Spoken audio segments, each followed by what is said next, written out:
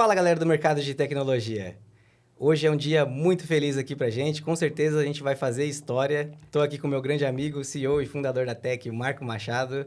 Fala, pessoal. Beleza? Vai me apoiar aqui nesse papo, né? A ideia é realmente uma grande conversa, onde a gente traz histórias, onde a gente vai trazer insights do mercado de tecnologia de forma descomplicada. Como eu disse no começo, eu estou muito feliz porque eu estou com um cara muito gente boa, né, Marco? Demais, verdade, cara. Esse cara é diferenciado, viu? Com certeza um dos caras mais gente boa do mercado e que eu conheci aqui na minha vida. Eu diria que eu tô até um pouco nervoso. Tô aqui com o Coxa, o Sérgio Dias. Prazer. Obrigado aí pela presença e pelo convite, né? Valeu, velho. E, velho, Machado, o convite dele é praticamente uma ordem, né? Oh, mas me dera, hein? é um cara que eu tenho um carinho e admiração, né, de longo tempo. Eu acho que o projeto que vocês estão colocando faz total sentido. Então, obrigado mais uma vez aí pelo convite, né? E pelo elogio. Eu espero fazer jus ao que você está falando aí, né? Tem gente que vai discordar quando lê, mas, né, não dá para agradar todo mundo. A gente se esforça e sabemos que temos nossos defeitos também. É difícil agradar todo mundo. É difícil, é praticamente impossível, né? Mas o cara tem bastante característica boa, né, cara? É ciclista, é pernambucano, torce para a filial do São Paulo, lá no Nordeste, que é o Santinha. Filial é fogo, né? O verdadeiro tricolor do Arruda.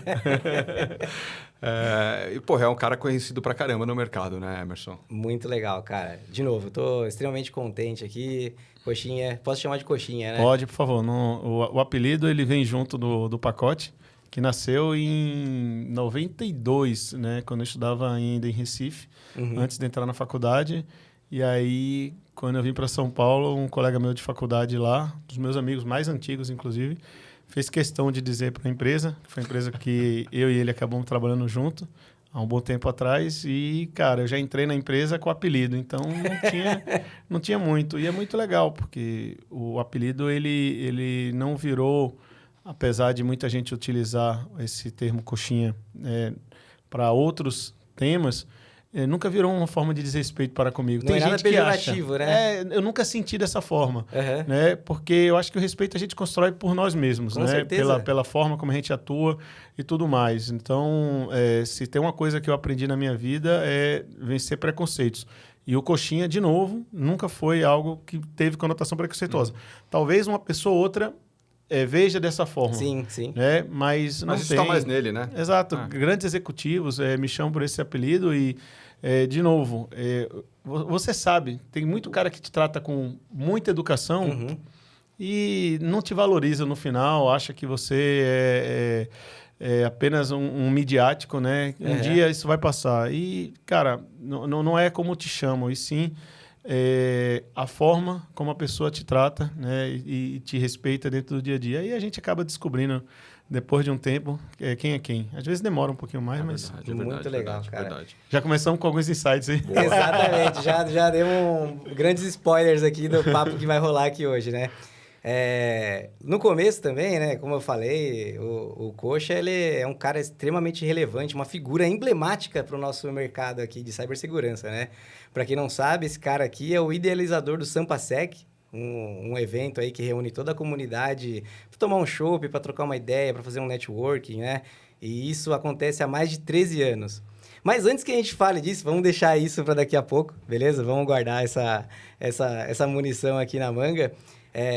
Acabei de entrar aqui no meio do relacionamento desses dois caras aqui e eu queria, bicho, que vocês... Papo estranho, hein? Calma lá. A gente não queria revelar, assim, né? Então, em público, mas tudo bem. Como a história da coxinha, né? E eu adoro coxinha. Quem não é feliz, né? Com coxinha na vida.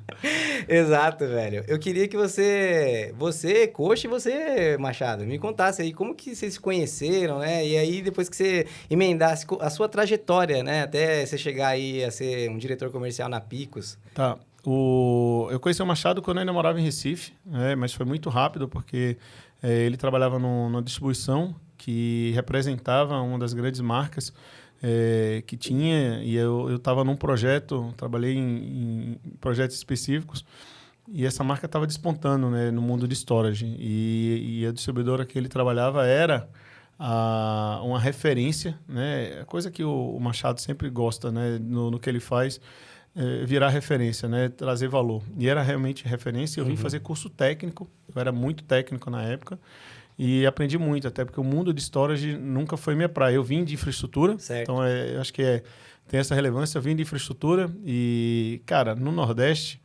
ainda hoje, eu tive o prazer de criar, no final do ano passado, o Kangasec, né, que é a versão... Isso é muito legal, hein, cara? Sampasec em Recife. Dá Caramba, um trabalho ter que ir para lá. Que legal, hein, pois velho? A gente fez a mesma coisa. E aí, nesse o nome caso, tem 10, apoio. Cara, puta, quem teve ideia do nome? Eu tive. Mandou muito bem, cara. Porque o Kangasec fala de cangaceiro, né? Sim. E aí, mas não é o cangaceiro no sentido de lampião e tal, mas é lembrar que o nordestino é, antes de tudo, um forte. E a gente passa né? a gente passa por muita dificuldade, e eu passei por muita dificuldade aqui em São Paulo. Fui muito bem recebido, não tenho nenhuma reclamação, mas a gente falou de preconceitos. Ser nordestino pode ser um primeiro preconceito quando você vem morar em São Paulo. Óbvio que tem gente que torce o nariz, direto, né? Sim. Você chega aqui, um matuto completo. A maior dificuldade era tomar café.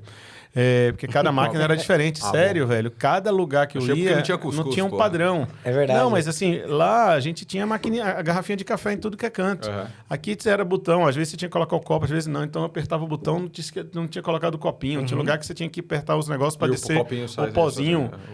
Assim, é brincadeira, mas é cultural. A gente só aprende quando a gente tem a necessidade. E aí eu conheci o Machado antes, né, nessas vindas para São Paulo, mas foi uma coisa muito pontual. Você estava onde nessa época? Eu acho que chamava Brascomp a empresa. Brascomp. Né? Eu estou em dúvida se era Brascomp ou Lanink. Que ano, mais ou menos? Eu vim para cá em 2004, então isso deve ter sido um pouco antes de 2000. Né? Um pouco antes de 2000. Você era menino. Menino, eu vou daqui a 2 semanas, né, da data de hoje, eu estou completando 50 anos. E eu trabalho legal, desde os pode ser que 14. O podcast passe depois do aniversário do Coxa, tá? Que é dia 19, é isso? Dia 19 de abril, né, Sábado Santo, né, em homenagem, né, 50 anos, Sábado Santo. Talvez já tenha 50 anos lá, mas ainda com muita cabeça, muito jovem de cabeça em algumas coisas e principalmente em aprendizado. Aí eu digo que eu sou uma criança de 5 anos, porque o meu apetite por conhecimento não morre. E sempre foi assim, né, cara? Sempre foi. E aí, exato, e quanto mais eu aprendo, mais à vontade eu tenho. E aí eu tive o privilégio de conhecer mesmo o Machado, e eu diria assim, conhecer porque... conviver, né? Se você puder ser, assim... Eu acho que toda pessoa, a partir de um momento... Ela pode se considerar bem-sucedida. As pessoas querem medir o sucesso baseado em parâmetros, às vezes, surreais. Né? Certo. Para mim, sucesso é você ter conquistado algo que você sonhou ou superado isso. Isso já é considerado sucesso. Né? E ter vencido São Paulo e ter me tornado uma pessoa desejada profissionalmente, né, por algumas empresas, para mim já é um né, dos indicadores de sucesso. E aí, eu não diria que nenhuma pessoa vai ter isso sem ter bons mentores específicos para certas coisas. E na vida você vai construindo isso. Desde lá atrás, né, desde o meu primeiro chefe, que eu lembro, na época que eu trabalhava na empresa de bebida, né, até hoje eu tive sorte de ter contactado com pessoas e mantido isso que eu tenho que chama networking. E o Machado, ele veio, né, nessa empresa que a gente trabalhava, ele era pessoa de canais. Certo. E eu era um pré-vendas doido para aprender as coisas. E várias vezes eu parava e sentava do lado dele para perguntar como funcionava o ecossistema de canais, o ecossistema de distribuição. Por que eu queria aprender isso se eu era um pré-vendas? Porque eu nunca me senti completo. E outra coisa, isso fez sentido para mim no futuro. Eu já tive posições onde eu tive que gerenciar estrutura de canais e tudo mais. E tenho certeza que aquele conhecimento que eu tive, tanto naquele momento como no momento que o Machado estava, que a gente sentou um dia, passar uma tarde inteira, ele me mostrando indicadores, tal, coisas que ele estava fazendo, explicando. Verdade. Essas coisas somam. Eu estava em canais nessa época. Né? Essas escolas todas, elas somam. E ele, para mim, quando eu olho, né, os diversos... pessoas dentro dessa estrutura que a gente chama hoje, né, canais de vendas, né, relacionamento com o cliente, fabricante chegando. No Brasil, é muito difícil você vender direto a cliente, uma empresa de software. Em cibersegurança, é muitíssimo difícil. E tem gente que se vangloria, eu ainda não formei opinião, né? Eu acho que cada um tem que olhar... Tem gente que pensa que canal bom é canal morto, né? Então é isso. Cara, o canal, a gente precisa de vocês. Eu sou um cara que eu acredito muito nesse ecossistema que a gente tem, né? E aí, entender bem a relevância do canal. Um outro referência para mim, né? Não sei se posso citar nomes, mas aí já vou citar. Pode, com certeza. Aqui, Sérgio Basílio. Ótimo. Pode até mandar um abraço para ele aí. Pô, Basilião, você é sempre meu mestre, né? Agora na bike mais ainda. O Basílio começou a pedalar, inclusive no grupo que eu faço parte. O Basílio é uma boa referência para mim para várias coisas. E uma vez a gente estava no pedal tal, e eu estava nessa área de canais, e ele falou algo para mim, exatamente o que você acabou de falar, Machado. Ele falou assim, cara, o canal é uma bênção. É um presente que você tem. Ele trabalha para você de graça. Caramba, nunca tinha pensado sobre essa ótica. E é verdade. Porque ele trabalha para sua marca, ele não está te cobrando. E ele está lá indo vender, está lá indo oferecer. Óbvio que... E está tomando risco, né, cara? Exato. Pode não vender. Pode vender, seja um produto ruim, e no final o liability fica com ele, porque o cara vai lá, muda de fabricante, como a gente já viu algumas vezes acontecer. Ele é a ponta de lança, né, cara? É o cara que está na interface ali, com o cliente. E aí são coisas que eu aprendi especificamente com você. Distribuição também tem suas complexidades. Óbvio, tem outras pessoas dentro do meu ecossistema que me ajudaram muito para entender esse dia a dia de canais, e nada também como apanhar para ensinar, mas o Machado tem sido essa referência histórica. Além de sempre um bom papo, eu gosto muito de conversar com pessoas que me tragam conhecimento, né? Como eu comentei, eu me sinto sempre um eterno burro e sempre querendo aprender, né? E eu não acho que assim, tem gente que você fala assim, mas tal, não, tem sempre alguém que conheça, tem coisas que a gente estava conversando vindo para cá, tem coisas que você conhece, sim, que você me ensina, né? Por mais que você ache que você tem que aprender e que eu tenha aprendido mais coisas que você, essa métrica que a galera quer criar é muito complexa. Eu aprendi isso também na academia. Como medir crescimento, como medir e fazendo exercício com a bicicleta, academia e tudo. Primeiro que eu era um burro completo. E aí eu chegava na academia e o cara falou assim, o que é que você considera crescimento? O que é crescimento na evolução? Eu falei assim, músculo, né? Bom, quando eu estiver fortão, mas eu disse não. Que é o que a maioria das pessoas estão buscando, né? É isso, na vida. Na vida. As pessoas estão buscando resultados imediatos. Pô, legal essa analogia. Resultados imediatos. Então, assim, até o Rod lá, meu personal, cara, você me ensina coisas que eu levo para o dia a dia profissional. E eu olhei e falei para esse cara, eu acho que ia ficar grande, porque foi essa métrica que foi me dada. E aí eu lembro que desenvolver canal também é isso, né? Não é você chegar no primeiro dia e 3 meses depois o canal já está trazendo negócio. Às vezes você precisa massagear, ir lá, ensinar, pegar na mão, fazer isso tudo. Coisas, de novo, que eu aprendi. E nem sempre o canal que vende mais é o canal mais importante para você. Exato, mas o que está comprometido contigo. E aí você chegar nisso, esse compromisso, ele é muito importante. E aí, sabe o que é considerado evolução quando você está fazendo exercício? Diz aí, cara, na sua ótica. Chuta. Condicionamento físico? Não.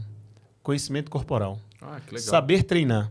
E aí, para mim, faz total diferença, porque é o seguinte, eu viajo muito. E, considerando que eu sou um burro, que depois de 40 anos, burro, só para deixar claro, é ausência de conhecimento. Né? Então, o cara que não sabia como treinar, não sabia como usar os equipamentos, não sabia nem o nome dos equipamentos, ainda não sei de vários, mas eu já tenho um pouco de conhecimento corporal para que eu não lesione, para que eu não volte de um treino. E para mim que viajo, eu consigo hoje treinar. Então, às vezes, eu levo um elástico. Dá para fazer uma pancada de exercício com elástico.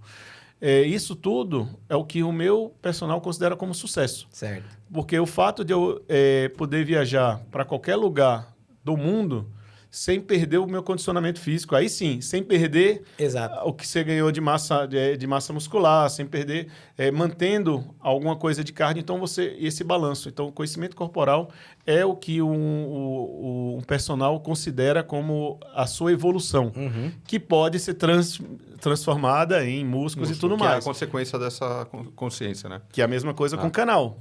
Você trabalha, desenvolve o canal com que objetivo? O objetivo é que ele conheça as marcas. Só que olha quantas marcas tem.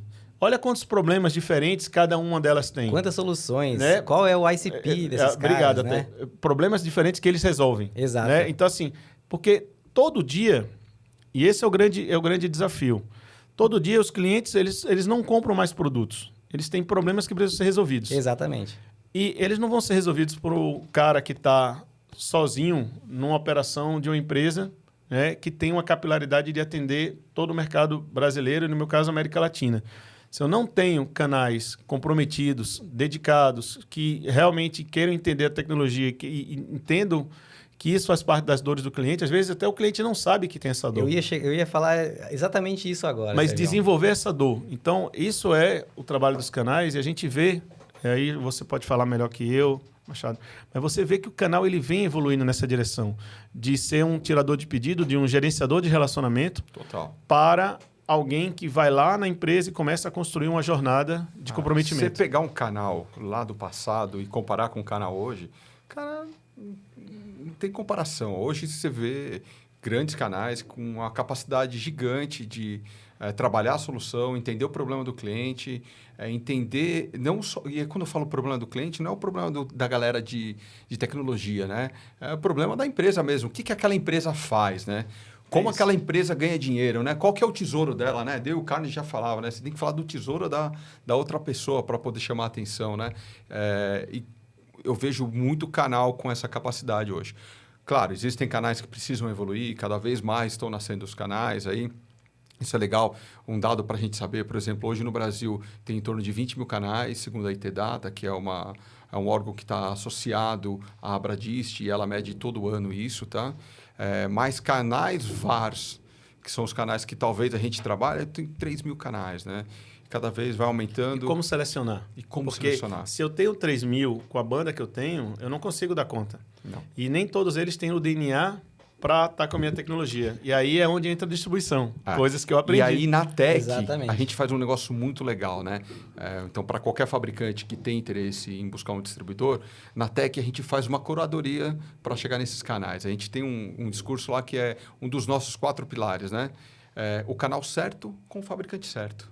Por exemplo, não quer dizer que o canal X, não vou citar nome de nenhum canal aqui, vai funcionar, por exemplo, com Picos. Ou vai funcionar com GitHub, que é uma solução que a gente trabalha. Não tem como impor isso, né, Machado? Não tem. A gente precisa entender a característica do canal, e aí é definir o que nós chamamos lá de IPP. E a gente tem uma metodologia de matriz de maturidade. A gente avalia uma série de variáveis para entender. Foi nisso que a gente conversou há um tempo atrás, né? E a gente tem isso dentro da Tech, analisar essas variáveis dentro da matriz de maturidade e ver qual canal que está no quadrante correto para cada fabricante. Eu lembro lá no passado, a gente falou na distribuição, onde eu estava, um dos maiores fabricantes que tinha dentro dessa distribuidora era a Cisco, e toda vez, então, e também os grandes canais naquela época, ou eram Cisco, ou eram Microsoft, IBM, alguma coisa assim. Naquela época era mais fácil, porque você tinha 20 fabricantes no máximo, né? Os gigantes e alguns pequenos de ponta, e ainda era mais fácil. Porque a gente não tinha o que a gente tem um modelo hoje de software e tudo mais. Software como serviço, cloud e tudo mais. Antigamente, software era caixinha, então tudo era meio físico. Né? Até a licença, você recebia o papel da licença. Às vezes, você chegava nas empresas, tinha um bocado de armário cheio de CD, disquete. Semente de token, você tinha que vender, era físico, né? Era isso mesmo. E lá no passado, para escolher um canal, quando eu vi quem era de canais, ou account manager, ou channel account manager, tem vários nomes, né? PPM, PSM, cada empresa coloca seu nome aí, interessante. Mas eles sempre iam através dos mesmos canais. Então, por exemplo, canal X que está vendendo muito, ele está vendendo muito, sei lá, Cisco, putz, então eu vou levar a solução da Checkpoint lá. Mas não tem nada a ver, não tem o menor sentido. Então, porque não é porque aquele canal faz um negócio com um fabricante que ele vai fazer com você. Então, a gente precisa entender as características do canal e não pode ser um chute. Isso é um estudo, isso é um dado. É um dado que precisa ser estudado e replicado, né? Por isso que a gente define muito bem o que a gente chama de IPP, para poder escolher o canal certo, né? O Ideal Partner Profile. Exatamente. E a gente pega esse parceiro e encaixa em cada fabricante. Coxa, você sabe que eu admiro também muito a sua jornada, né? Acho você um guerreirão e um cara assim gosto muito das características, eu falo bastante que as pessoas não possuem pontos fortes nem pontos fracos, né? As pessoas possuem características. E as características, elas podem ser boas ou podem ser ruins, dependendo do momento da sua vida ou situação, né? Então, por exemplo... Referencial adaptado. Uma das características que eu acho que é muito parecida com a minha, você é um cara que, se tiver que falar, você vai falar. Você não vai engolir seco ali e vai doa quem doer. É claro, a gente tem inteligência emocional para não ofender ninguém, para não machucar ninguém. A gente busca não, né? Só que a ofensa está no interlocutor. Eu não posso garantir que você não vai se ofender. Claro. Eu acho que há coisas que eu posso melhorar. Tipo, às vezes o tom de voz, você está afobado e a pessoa confunde. Você está afobado com você está gritando Nervoso, ou você está xingando. E aí, de novo, infelizmente, é quem percebe, não é quem não está... A comunicação é o bicho mais difícil do mundo. Muito complexo. Né? Primeiro que a maioria das pessoas não se comunicam, né? E aí, quando a gente se comunica de um jeito que a interface não gosta, ferrou tudo. Problema, e é por isso que eu gosto de computador, porque a comunicação no computador é protocolo, já está tudo funcionando. Prefere falar com máquinas, né? Mas, infelizmente ou felizmente, às vezes a gente tem. E aí é não andar na carruagem. Às vezes você está afobado, às vezes você está nervoso, às vezes você está com problema pessoal. E aí você não nota que você mudou o tom um pouco. E aí, nisso, cara, sempre foi uma característica sua. E eu acho... você é um cara muito autêntico, por essa característica. Honestidade junto à autenticidade é, sim, uma das minhas melhores qualidades, na minha opinião. Doa quem doer. Doa quem doer. Cara, e eu acho isso muito legal e acho que isso veio na sua evolução, veio formando, né? Então, admiro muito o fato de você ter migrado por várias áreas e eu queria que você falasse um pouco dessa migração, entendeu? De você ter saído da área técnica, porque nem sempre... Eu tenho amigos que se formaram, a minha formação também é técnica. Eu tenho amigos que se formaram comigo e estão em excelentes posições, já tiveram a chance de migrar para serem gerentes e eles falaram, puta, não, cara, é a mesma coisa, eu quero falar com o computador, quero ser o melhor técnico, mas eu não quero falar com gente. Mas é muito difícil, muitas vezes, conseguir fazer essa trajetória de migração. E você é um case de sucesso para isso. Então, eu queria que você falasse como que você migrou e quais foram esses desafios aí, o que você conseguiu romper para poder migrar e estar na posição que você está hoje na parte Pix. disso é sorte, né? Parece engraçado, mas eu diria que sim, parte disso é sorte. Mas o que você está falando faz muito sentido, porque hoje eu tenho o privilégio de ajudar algumas pessoas e o grande erro que as pessoas cometem é quererem imitar outros achando que vai ter o mesmo resultado. Cara, por mais que a gente seja parecido, a gente não é igual. Com certeza. Né? A gente até estava comentando antes, né? Por exemplo, tem algumas coisas do meu lado. Eu comentei, né? Educação financeira é algo que eu nunca tive. É, né? Algo que, às vezes, eu preciso melhorar, aprender, tentar desenvolver, se possível. Mas é algo que eu sei que você sempre foi muito forte, né? Apesar de a gente ser muito bom de cálculo. Né? Eu consigo calcular, mas... e aí, de novo, eu sempre tenho meus mentores. Tem sempre alguém que, quando eu quero fazer alguma coisa... E quem são esses caras? Eu acho que na sua carreira você deve ter algum. De financeiro? Não, no geral. Eu acho que seria legal. Você pode fazer pela passagem, pela trajetória e comentar quem são eles. Assim, quando eu falo de mentores, eu tenho para todas as coisas da minha vida. Por exemplo, tem um cara que foi o cara que trouxe meu apelido de coxinha para cá, para São Paulo, que é o Marcelo Amaral. Ele é CISO de um banco hoje, mas é o cara que, além disso, né, de tudo, eu tenho uma amizade com ele, de confiança, e eu troco ideia com ele sobre, por exemplo, investimentos, coisas que eu não sei, eu pergunto para ele. O Wagner Tadeu é um cara que grande foi Wagner, meu chefe. Manda um abraço. Né? Esse aí precisa mandar um abraço, hein? Wagner é um cheiro grande. Né? O Wagner é um cara que entrou na minha vida e mudou muito. E ele foi responsável pela minha transição da carreira técnica para a carreira comercial, e que foi muito importante na minha vida. Porque ele viu algo em mim que eu até tinha, mas eu não sabia. E foi engraçado porque, né, ele estava... Eu acho que ele era country manager, ele não tinha ainda virado o VP na empresa que a gente trabalhava. Isso onde? Na Symantec? Isso foi na Symantec. E aí, eu estava com pré-vendas, né? Sempre fui um pré-vendas, às vezes um pouco polêmico, mas sempre também fui um pré-vendas que levei, né, profissional. Eu levo muito a empresa que eu estou para fazer as coisas acontecerem. E eu pegava projetos muito complexos E eu era sempre lembrado quando o cara precisava, tipo assim, precisamos resolver um problema e eu vou mandar alguém que só volta com o problema resolvido. Era você. Meu apelido até os caras chamavam trator e tudo mais, assim, pô, mas trator tem um problema, porque quando ele volta, sai tudo devastado, né? O cara não tem... Mas era isso. Os caras, quando eram as missões impossíveis, me mandavam, e até para coisas que eu não tinha tanto conhecimento. Por quê? Porque eu conseguia agrupar todo mundo, operacionalizava, aprendia na hora se necessário. E a gente teve várias necessidades dentro da Symantec. E aí, um belo dia, né, nessa época, já tinha nascido o Sampasec. Então, um pouco mais de 13 anos atrás, foi mais ou menos nessa época que eu migrei de carreira. Aí o Wagner chegou e falou assim, pô, Coxa, por que você não vai para a área de vendas? Eu falei assim, cara, primeiro, por que eu deveria ir? Uhum. Né? Ele, pô, você é um cara bom, você conhece gente pra caramba, você conhece todo mundo, né? Conhecer todo mundo é muita coisa. Né? E às vezes você fala com muita gente, mas também você não conhece bem. E ele disse, não, você... E aí entra, eu criei um grupo de estudos de CISP junto com mais 12 pessoas, eu acho, pessoas que são amigos, alguns empresários, Wagner Elias, que é empresário, Lucimara Desiderá, que trabalha, eu acho que é na RNP, alguma coisa assim, o Anquises, que muita gente conhece, esse conhece gente pra caramba. Uhum. E várias outras pessoas, né, alguns que nem faz tempo que eu não vejo, e outros que nem seguiram, nem fizeram o CISP, mas a gente criou, né, esse grupo. E já era um network feito, porque eu sou um cara que cheguei em São Paulo, não tinha ninguém. E aí, estava aqui terceirizado na Microsoft e tudo mais. Daqui a pouco, fiz uma movimentação, estava na Symantec e já o grupo de estudo já tinha isso e eu estava com a galera, esse grupo de CISP, a gente entrou numa associação chamada ISA, onde eu conheci Augusto Paz de Barros, onde conheci...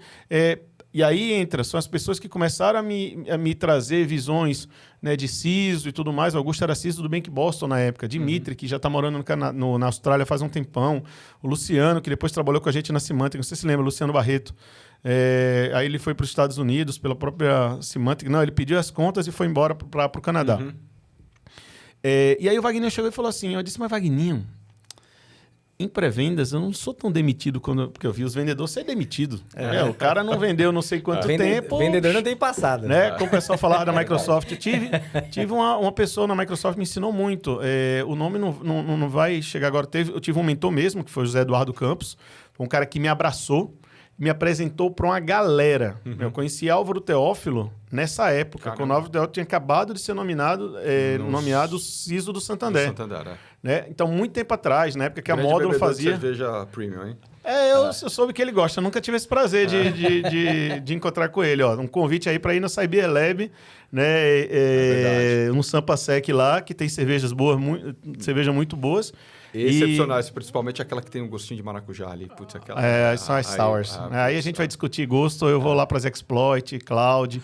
Essa Cloud para mim é a melhor. E aí era num evento que era da Módulo, cara. Lembra que a Módulo fazia uns eventos lá em Águas de Lindóia e tal? Lembro. Teve um do barco que eu nunca fui e eu trabalhava terceirizado na Microsoft. Veio um cara, José Eduardo Campos, ex-Embraer. Olha...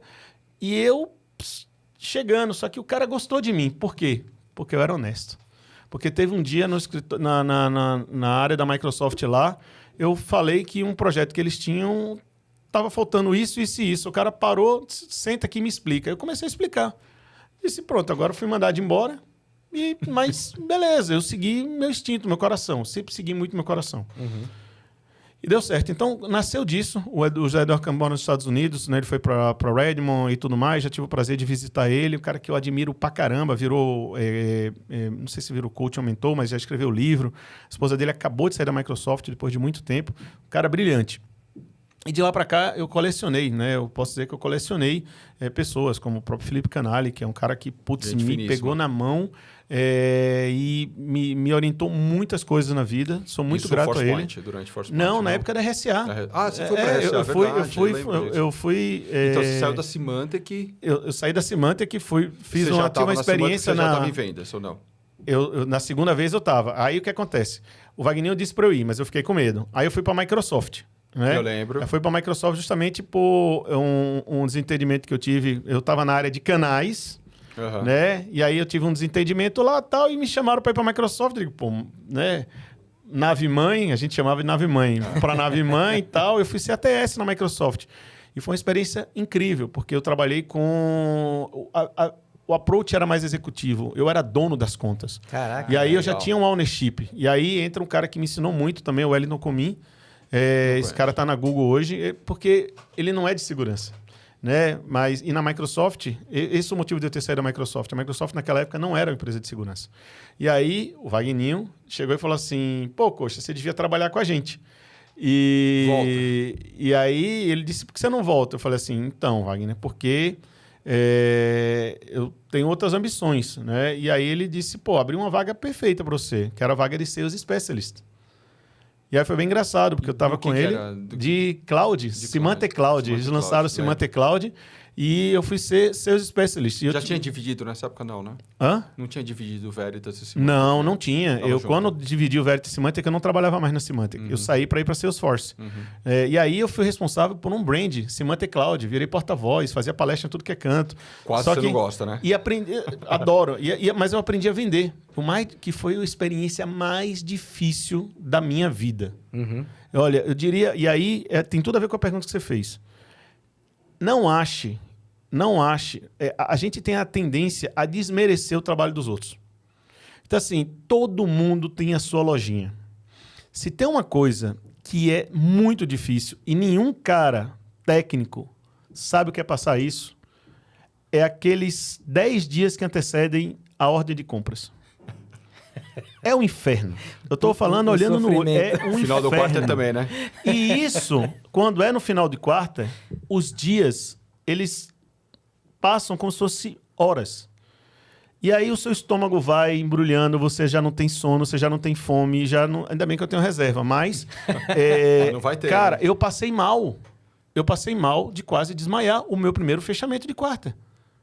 Porque eu não estava acostumado àquela pressão. Hoje, é a coisa mais normal da minha vida. Não, mas se você pensar, cara, é que você acostumou, você vai criando musculatura para isso, né?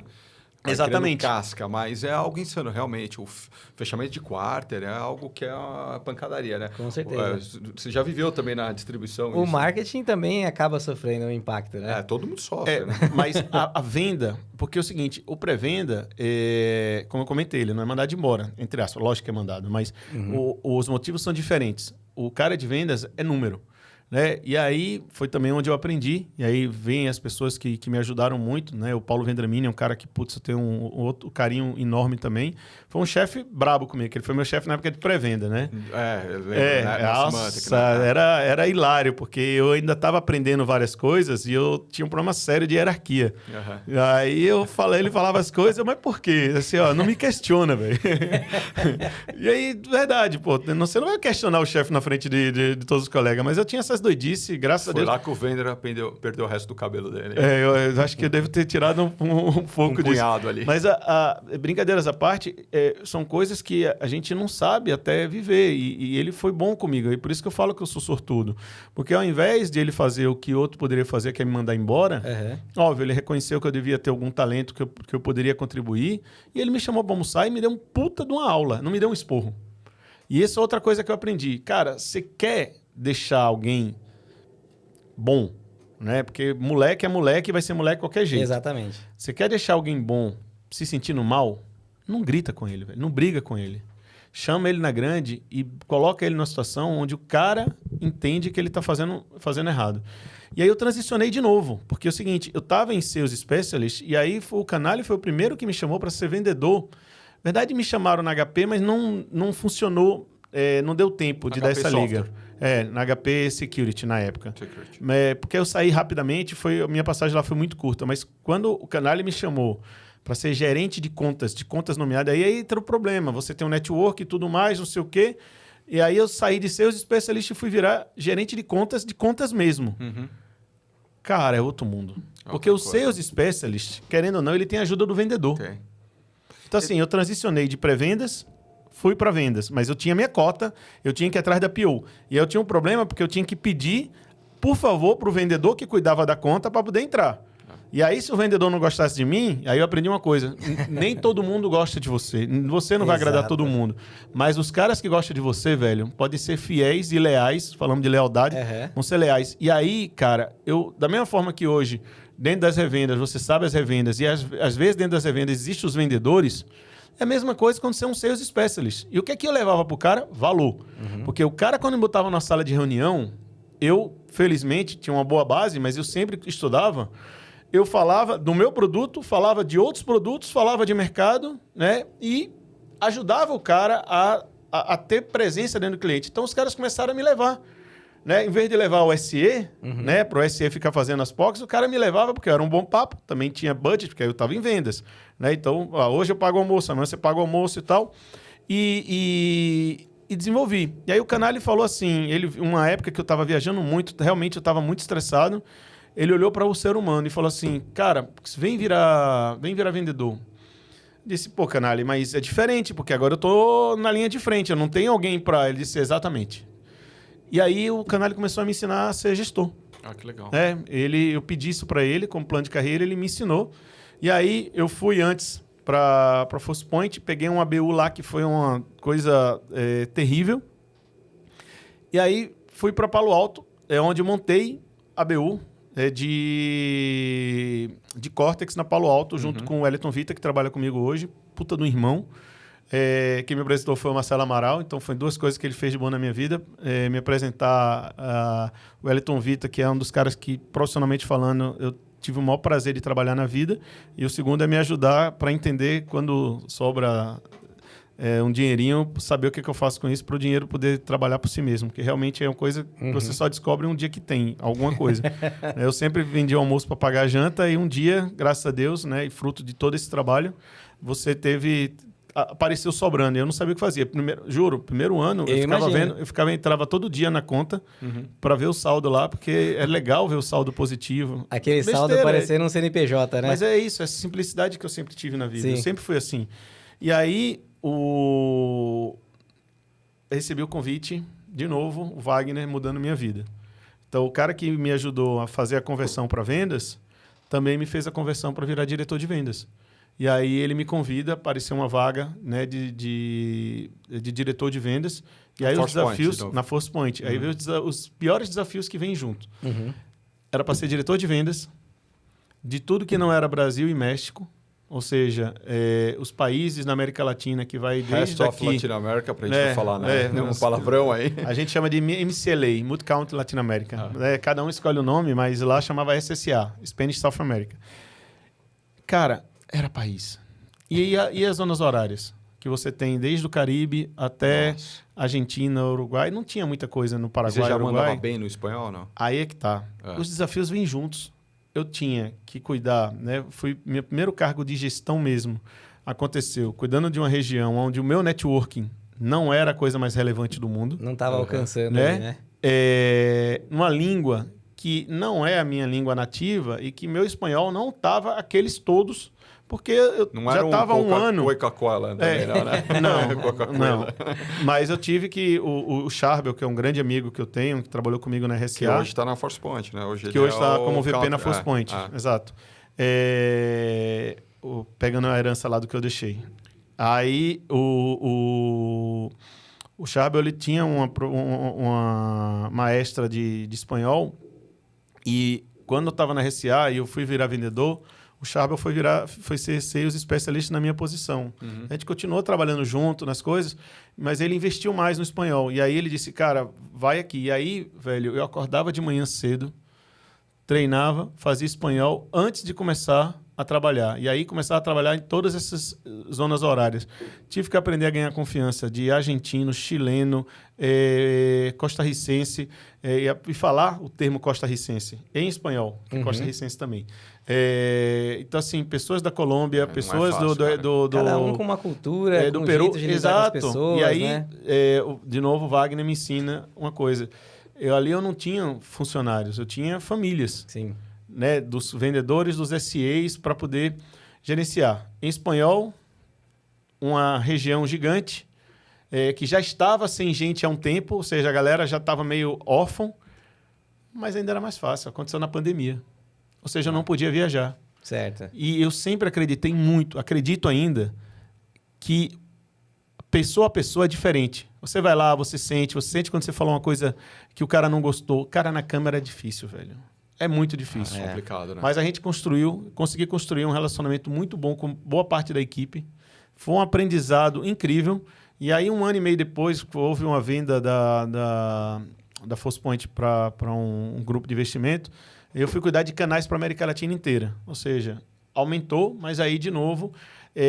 primeiro, se você quer trabalhar num grande fabricante como gestor, você precisa de canais. Então, trabalhar com canais é um skill que qualquer pessoa, se você pegar qualquer pessoa que está na startup, o skill de canais existe.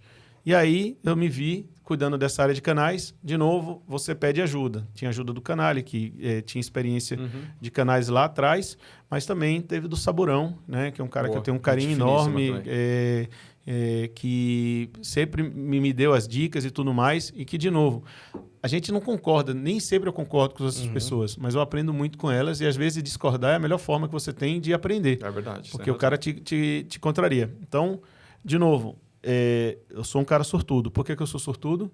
Porque eu tive os desafios, mas eu sempre tive quem pudesse me ajudar. Você sempre teve um apoio ali, né? Uma base Tive ali, e tenho. te Para o que eu suportando. precisar. Hoje Certo. eu estou em startup, eu preciso conversar com pessoas diferentes. Né? Então eu pego um Vinícius Mendes, que está na Orca Security agora, que há um tempo atrás teve que pegar e passar por tudo isso. Por que eu vou ter que passar tudo sozinho se eu posso de vez em quando ligar para ele? Ou outras pessoas, né? Pega o Fabrício Simão. Tem várias pessoas que passaram por suas jornadas e que têm experiência. E eu sou um cara afortunado. Parar para pensar, eu sou mais presenteado. Eu conheço muita gente. Vamos pensar diferente, muita gente me conhece e me dá carinho. Porque é isso que eu tenho no final do dia. Mas, então, Coxa, é sorte. você tem sorte, cara. E... Eu tenho um boné de nunca foi sorte, né? Mas... Você acha que é sorte? Eu não acho que é sorte. Então, assim, ele tem sorte. Uma das coisas que ele tá falando aqui o tempo todo, que ele tem sorte, ele é um afortunado, né? Mas ele não falou em nenhum momento uma palavra que se chama resiliência, né? Você é um cara extremamente resiliente. De toda essa história que você está me contando, desde quando você chegou aqui em São Paulo, desde o desafio ali do cafezinho, de como que você vai liderar um time na América Latina, né? Então, assim, você é um cara que o desafio tá na mesa, tá ali. Você vai sentar vai ficar ali em posição fetal e vai virar chorar? amigo do Machado? Não é qualquer um que vira amigo dele, não. Não, aí é um desafio gigantesco. É porque o brinde é você, porque meu eu irmão. escolho bem os meus amigos. Mas assim, a cara... pergunta eu vou até emendar. A persistência é um superpoder, ô Coxa? Eu acho que ninguém é persistente em tudo, né? Você comentou que eu sou um cara de opinião. Então, várias vezes eu fui persistente na minha opinião, né? Vou chamar o melhor mentor do mundo, né? Deus, né? E através né, de Jesus, que nos trouxe muito ensinamento, ele sim teve uma resiliência maior que tudo e é o nosso exemplo maior. Mas eu diria o seguinte, eu acho que a gente tem que ser fiel, leal aos nossos princípios, valores. Né? Então, assim, para mim, eu tenho valores básicos muito profundos. Eu sempre fui uma pessoa honesta, sempre fui confiável.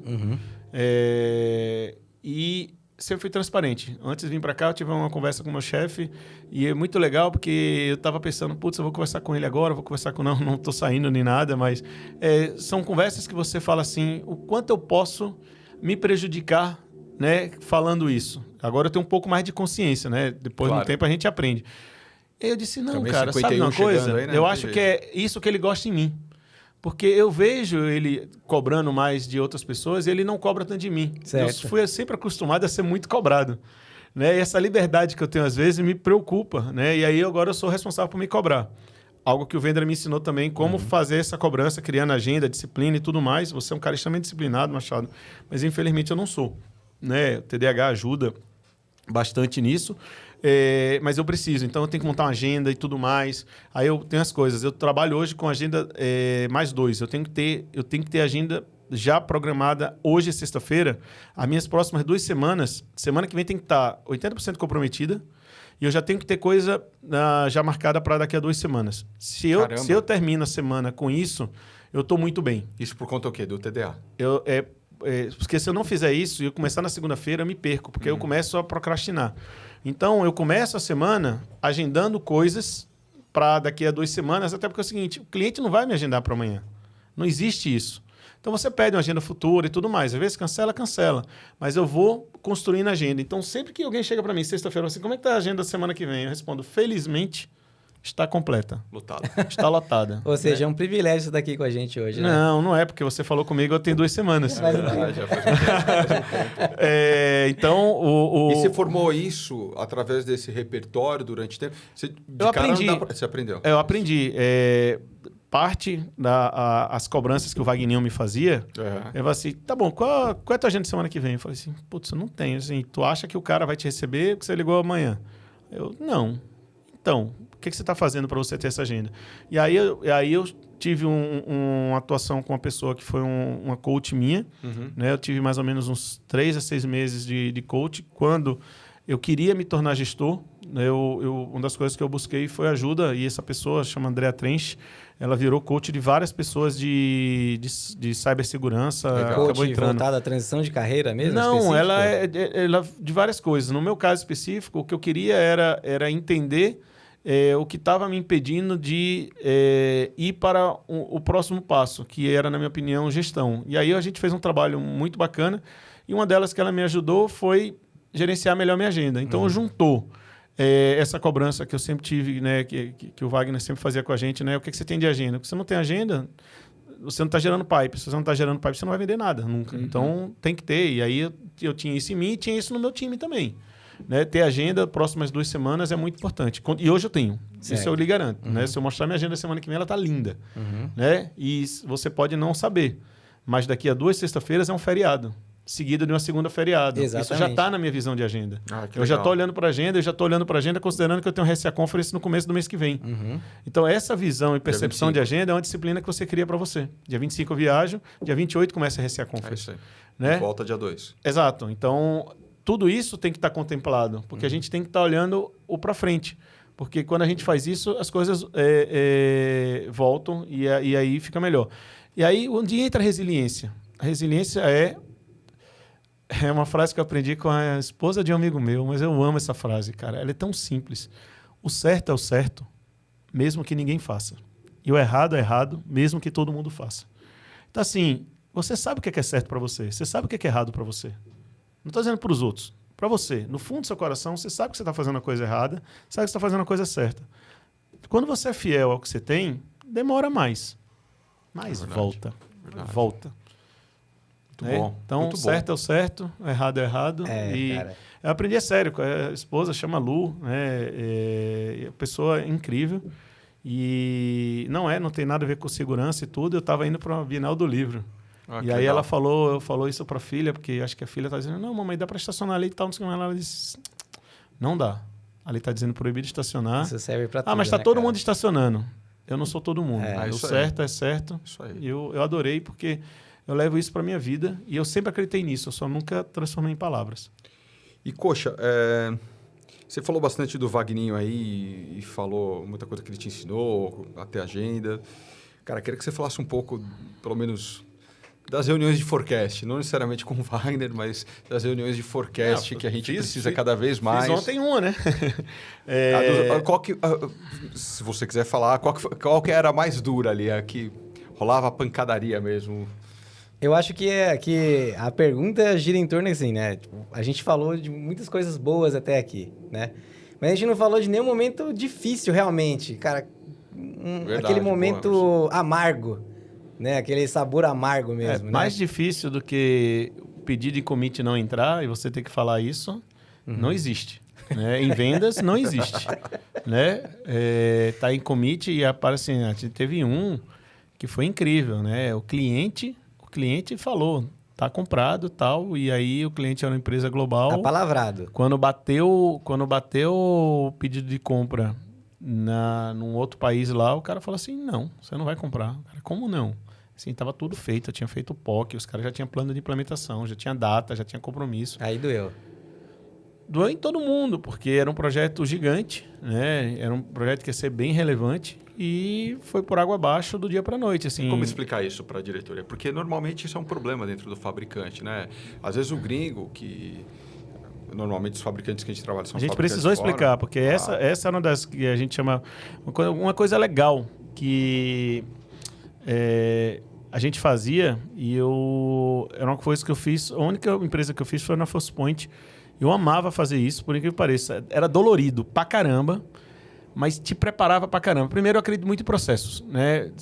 Usar MedPeak, essas ferramentas que existem, a galera, é mais formulário. Cara, se você internalizar isso, entender o que é um MedPeak, o que é um Reversal Timeline... Fala pra galera. Vou e aí eu já emendo na sua resposta. Então, assim, eu chamava Big Deal Review. Então, esse meu deal, ele passou por uma revisão. Então, a gente falou lá, quais são os riscos de você perder? Então, quando você faz um Big Deal Review, você começa a olhar, primeiro, o que é o MedPeak? O MedPeak são letrinhas que quer dizer métrica, quem é a pessoa que vai comprar, qual é o processo de decisão,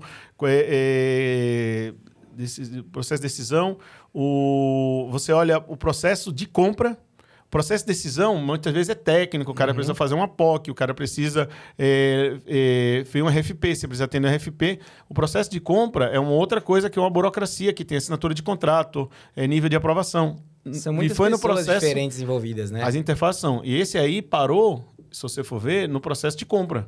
O processo de compra precisava de uma aprovação internacional. Estava mapeado? Não estava mapeado. Não estava mapeado que havia um risco aí.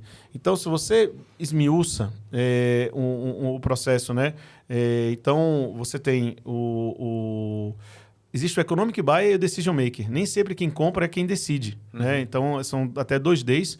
Né? Aí você tem o Paper Process e o C é concorrência. Ou seja, como você está em relação à sua concorrência. Posicionamento. E aí, de novo, não olhando do ponto de vista de deslealdade. E aí eu vou somar isso ao que eu aprendi ano passado, que é o seguinte: por que sua solução? Né? Por que sua solução entre todas as outras?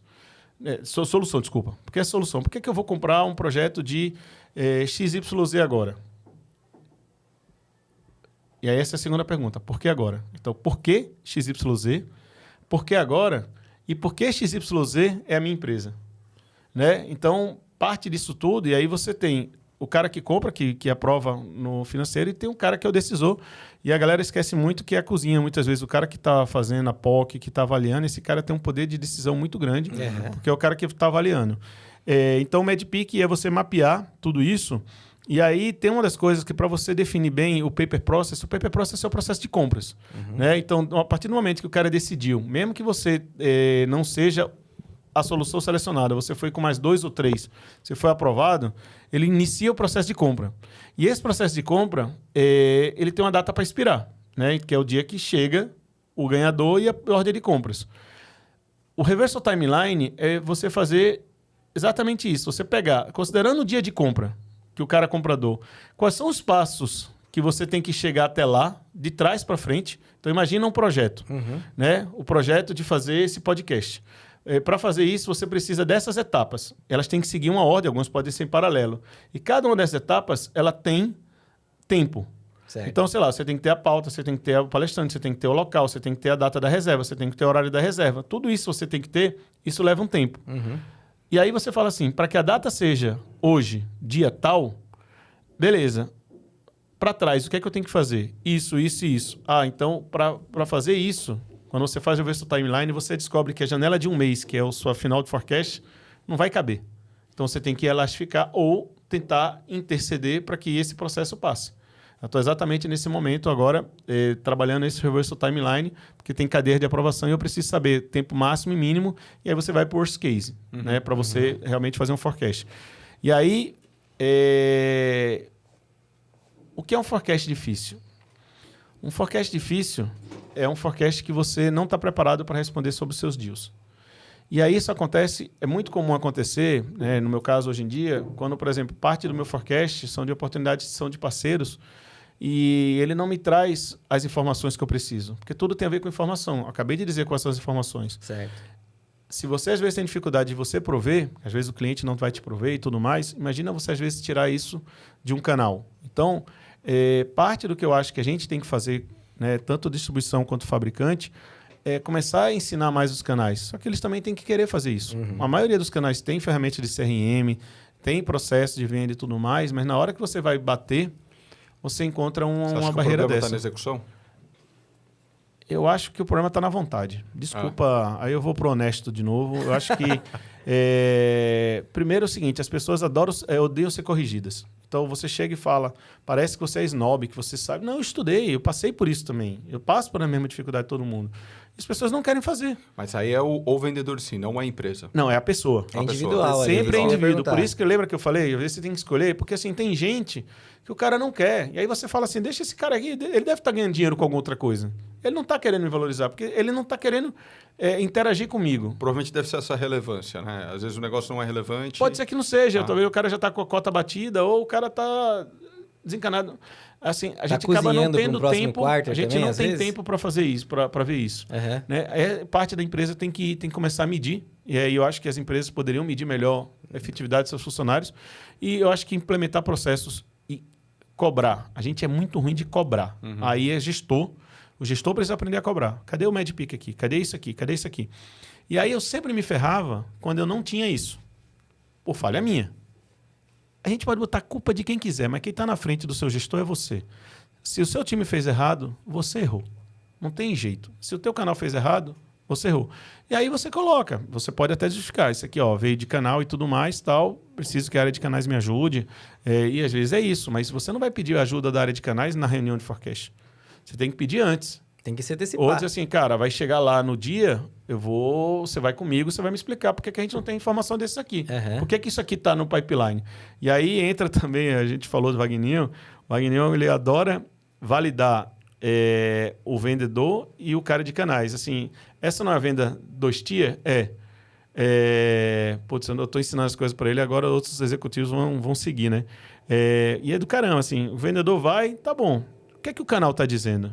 E aí, a gente, como líder, a gente busca essas informações e a gente começa validar, a ter uma visibilidade. A gente não tem visão de tudo.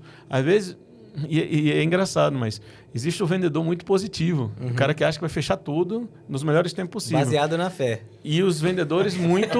baseado na fé, porque tudo vai acontecer como os astros. Exato. E tem um vendedor muito conservador, que às vezes ele nem cria a oportunidade, o canal está trabalhando lá, quando chega já está fechado e para dentro. Uhum. Os dois estão errados. Você tem que ter, a oportunidade dela tem que nascer quando ela nasceu e você tem que ter follow-up. Mas aí, de novo, eu não sou perfeito também para errar. E o mais difícil assim, que eu tinha era quando era forecast 1 a 1. Porque é o seguinte, se tem uma coisa complicado, né, de trabalhar com Wagner, é que ele está sempre 2 passos à frente de você. Não é 1, não. 2. Isso é verdade, cara. Ele é um cara muito preparado. E aí ele faz uma pergunta para você que você não faz a mínima ideia. E ele já sabe a resposta, tá? Você não faz a mínima ideia. E aí você fala assim, cara, não dá. Eu juro, teve um dia que eu parei final de semana inteiro. Então, mas só parênteses, você vai entrar nisso, mas essa não é... Tá 2 passos na frente, não é a característica que um gestor de uma grande empresa como Symantec, que ele já foi, ou que hoje ele está na Sophos, ou que foi da Force, não é uma característica que diferencia realmente o cara? Faz você querer trabalhar com ele. Tá entendendo? Por mais sofrido que tem, você ganha... Primeiro, você ganha dinheiro. Claro. Né? Então, isso é muito bom. Aí eu lembro do Farinho, né? Eu adoro um chato que me traz dinheiro. Então, se ele foi chato comigo, não tem problema. O importante é que aconteceu. E assim... Quando o cara faz uma pergunta que você não sabe a resposta, lembra que eu falei que eu gosto de aprender? Sim. Eu ficava puto, óbvio, mas eu não tava puto com ele, eu tava puto comigo. Exatamente. A pessoa que mais me irrita quando eu não tenho uma resposta para dar, óbvio, de vez em quando eu dava um chiliquinho ou outro, tal, não sei o quê. Principalmente quando tava eu e ele, né? Não sei o quê, você tem que encontrar um erro meu. Eu disse assim, calma. O calma é que te irrita, né? Só tô perguntando. Porque isso aqui. E aí, cara, eu passei esse final de semana inteiro assim, ele não vai encontrar nada. Encontrou. Porque tem sempre... a gente não é perfeito. E eu acho que... Eu vou falar diferente do que você falou. Eu acho que a responsabilidade do líder é levar cada funcionário ao seu melhor. Esticar o elástico interno. O Wagner, ele via algo em mim que eu não sabia que eu tinha. Então... via e vê. Ele continua sendo um grande amigo e uma pessoa que me orienta muito. E ele apertava porque ele sabia que eu não tinha entregado tudo que eu poderia. E aí, cara, agora que eu estou trabalhando sem ele, eu estou usando tudo. Então, eu chego na minha escola de forecast, cara, eu estou 3 passos à frente do meu chefe, às vezes. Então... esse é o ponto. E, de novo, não eram perguntas que, por mais que eu me irritasse e tudo mais, que não eram relevantes. Entendi. Eram perguntas que eram relevantes, do tipo, ele pegava um deal específico e falava assim, tá bom, quando foi a outra vez que você falou com ele? Ou, por que você acha que esse cliente vai comprar nessa data? Uhum. Não sei, o canal falou que ia comprar, o vendedor falou assim, tá, e se não acontecer? Aí você fala assim, não sei. Você não se preparou para isso, né? Não sei, porque você não sabe. Tá entendendo? E aí, uma resposta que poderia ser plausível é, esse deal representa 10% daqui, isso aqui está em commit, e eu não estou olhando, esse aqui não está no meu radar, se eu perder eu tenho como compensar. Não é relevante. Ele aceitaria como resposta, mas não era a minha resposta, porque eu não estava convicto dessa resposta. E era isso que ele queria no final. Ele não queria que eu explicasse aquele deal. Eu queria que eu explicasse como eu ia fazer meu número. E aí, se você persegue o seu número e acorda todo dia, né, com ele na sua frente claramente, as chances de você atingir ele são maiores. Porque você sabe onde você tem que ir. Você sabe onde é o seu alvo. Né? E aí você não tem que ficar sofrendo, né, aquele estresse do fechamento, como sempre acontece. E às vezes pode usar também o fechamento ao seu favor, porque é a hora que você aprova um desconto para um cliente que ele não vai passar daquele fechamento, e aí é uma relação que você monta. Você fala assim, cara, quer o negócio? Quer. Essa é a data. E se passar, e às vezes a empresa realmente aprova com data. Normalmente é assim, ela vai, você dá um desconto extra, mas a data tem que ser desde o fechamento. Né? Sensacional. Promoção de final de mês de loja de shopping. Sensacional. Cara, realmente uma aula aqui de gestão, né? Muitas coisas aqui que muitas vezes, para mim, que sou de marketing, nunca me passou pela mente, né? E a gente poderia ficar, sei lá, 2, 3 horas aqui falando sobre isso. Passou muito tempo já? Já passou bastante tempo. Não parece, mas já... Tinha mais umas perguntas aqui. Sobre gestão e vendas? Rápido. E aí eu acho que, Coxa, lá na Tech nós fizemos uma pesquisa. Essa pesquisa já vem sendo montada durante a minha carreira. E a gente fez uma pesquisa com os canais, direto nos vendedores, e a gente descobriu algumas coisas, né?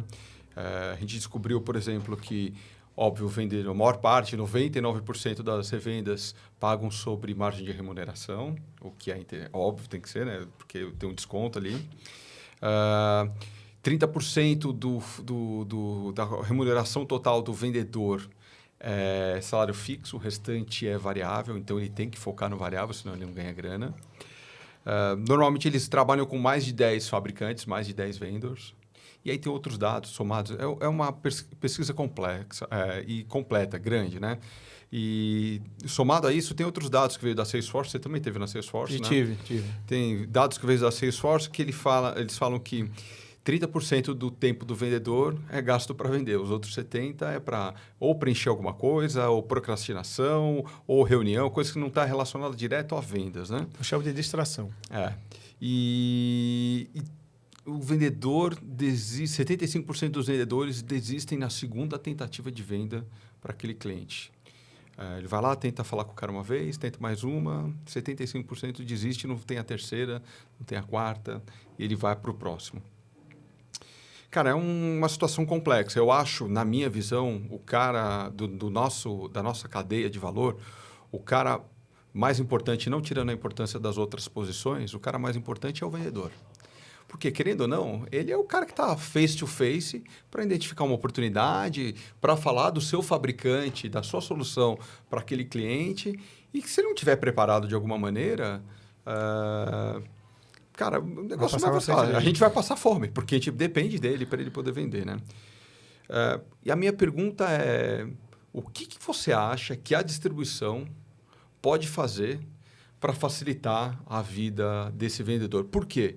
Esse é o nosso objetivo, né? O nosso slogan é Tech's Easy, com o objetivo de ser muito fácil para o vendedor. O meu objetivo é que o vendedor, ele lá, fala, putz, eu preciso comprar essa solução, vou comprar da Tech. Putz, infelizmente a Tech não vende, vou ter que comprar de outro distribuidor. Mas o que é a distribuição? E aí, não falando só para a Tech, falando para o nosso mercado, os nossos concorrentes, colegas aí, o que a distribuição pode influenciar para facilitar lá? É lead, gestão? O que é, cara, na sua visão? E o que seria legal para sua posição hoje dentro da Picos? Primeiro assim, né, distribuição, eu acredito muito no conceito de valor, né? E aí você acabou de comentar, uma revenda, normalmente o canal, a revenda e tal, ele está pegando mais um papel de integrador, né? Então, o grande objetivo dele é ser o integrador de soluções, e isso é muito relevante. Porque o cliente ele não está comprando mais um produto, ele está comprando projetos.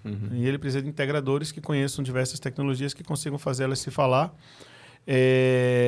E para elas se falarem, elas precisam de facilitar. Então, eu acho que primeiro eu vou meio que discordar um pouco de você. Eu acredito muito na importância do vendedor, mas eu acho que a equipe técnica é muito colocada de lado nas revendas.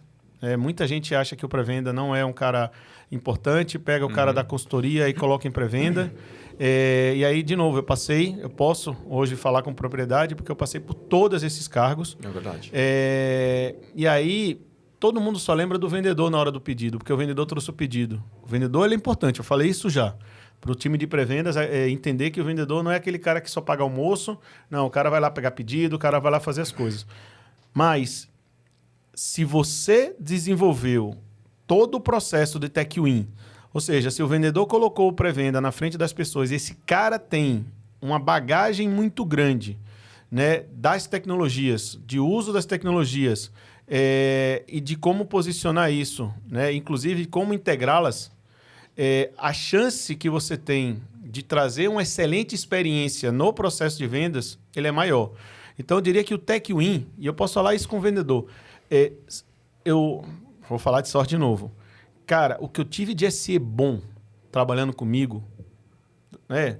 Pô, o Vitor eu já comentei, né? Mas, pô, tem o Marquinhos que está hoje na CrowdStrike. Tive o prazer de ter ele como SE, moleque, né? Dentro da RSA, né? O cara bom, já não é mais moleque, né? Tá? Então moleque, o cabelo dele tá mais branco que o nosso junto. Ele era na nossa época. Ele tá mais velhinho, né? Já não é moleque faz tempo. Tá cara de menino. Pode estar ganhando mais dinheiro, mas o cabelo dele tá mais branco que o nosso. Mas, assim, o Marquinhos é um cara fantástico, porque ele ia pro cliente, ele entendia o que o cliente queria fazer.